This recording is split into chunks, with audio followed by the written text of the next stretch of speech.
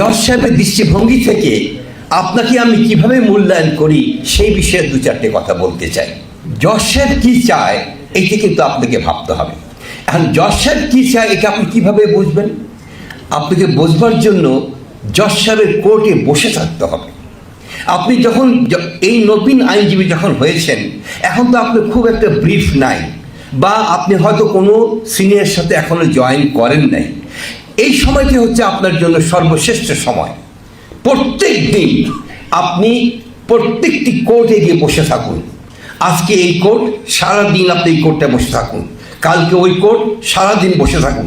এইভাবে প্রত্যেকটি কোর্টে আপনি দীর্ঘ সময় বসে থেকে আপনি খেয়াল করুন এই কোর্টের কার্যক্রম কিভাবে চলছে, জজ সাহেব কী আচরণ করছে, জজ সাহেবের কথাবার্তা কী, জজ সাহেব কী চাইছেন, এগুলোর সমস্ত প্রত্যেকটি বিচার বিশ্লেষণ করুন।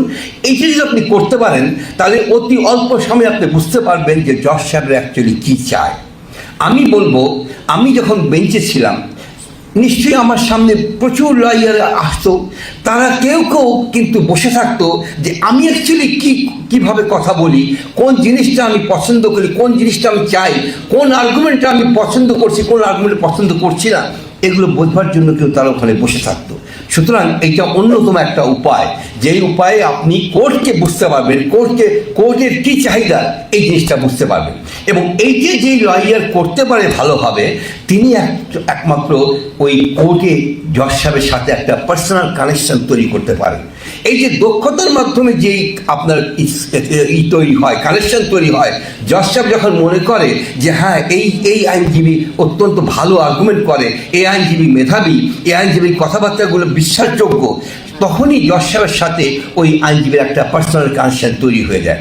আপনারা দেখেন নিম্ন আদালতে আপনাদের কিন্তু খুব কখনই আপনাদেরকে নাম ধরে কিন্তু কোনো জজ সাহেব ডাকেনি, কিন্তু হাইকোর্টে দেখবেন, অ্যাপিলেট ডিভিশন দেখবেন নাম ধরে এই আইনজীবীকে ডাকা হয়, মিস্টার সোয়েন্সো, মিস্টার সোয়েন্সো, নাম ধরে ডাকা হয়। এই যে নাম ধরে ডাকা হয়, এটার মধ্যে কিন্তু একটা বিশেষত্ব রয়ে গেছে। কেননা এই নাম ধরে ডাকার মধ্যেই কিন্তু রয়ে গেছে যে আপনাকে যিনি একটা নির্দিষ্ট একটা বিশেষত্বের মধ্যে আপনি বিচার বিবেচনা করেন, এইটা কিন্তু ওই নাম ধরে ডাকার মধ্যে রয়ে গেছে। সুতরাং আপনাকে নাম ধরে ডাকার মতো করে আপনার বহিঃপ্রকাশটা হতে হবে। যদি সেটা হয় তাহলে আপনার জজ সাহেবের সাথে একটা ইন্টার কানেকশন আপনি চলে যেতে পারবেন এবং জজ সাহেবের সুনজরে আপনি সবসময় থাকবেন। এইটা গ্রহণ করার চেষ্টা আপনি করবেন। আইনটা কোথায় আছে আপনাকে জানতে হবে। আইন আছে, কিন্তু আইনটা কোথায় আছে জানতে হবে। এটা কিভাবে জানবেন? জানার একটা খুব সহজ উপায় আমি বলে দিই। আমি নিজেও এটা গ্রহণ করেছি এবং এটা আমি সবাইকে এই পরামর্শ দিই। আমাদের বাংলাদেশ কোড আছে, আপনারা জানেন বাংলাদেশ কোড আছে। বাংলাদেশ কোডের মধ্যে বাংলাদেশের সমস্ত আইনগুলি লেখা আছে। এটা অনলাইনেও পাওয়া যায়, আর বাংলাদেশ কোডের বইও পাওয়া যায়, বইও আছে, প্রত্যেকটা চেম্বারে এই বাংলাদেশ কোডের বই আছে। আপনি প্রথম ছ মাস এই বাংলাদেশ কোডটা যদি একটা বাস আই ভিউতে পড়ে ফেলতে পারেন, এটা শেষ 18টা ভলিউম আছে। 18টা ভলিউম আপনি প্রথম থেকে শেষ পর্যন্ত যদি একটা জাস্ট খালি একটা ওভারঅল একটা দিয়ে পড়ে ফেলতে পারেন, বাস আই ভিউ দিয়ে যে পড়ে ফেলতে পারেন, তাহলে আপনি জেনে যাবেন যে বাংলাদেশে কত রকম আইন আছে, কি কি আইন আছে। কাজটা কিন্তু খুব কঠিন না। যেটা আমি বলছি এটা কিন্তু এই না যে আপনি ওটা মুখস্থ করে ফেলবেন, তা নয়। আপনি শুধু একবার পড়ে যাবেন যে আইনগুলো কি আছে, শুধু আমি এটা জানতে চাই।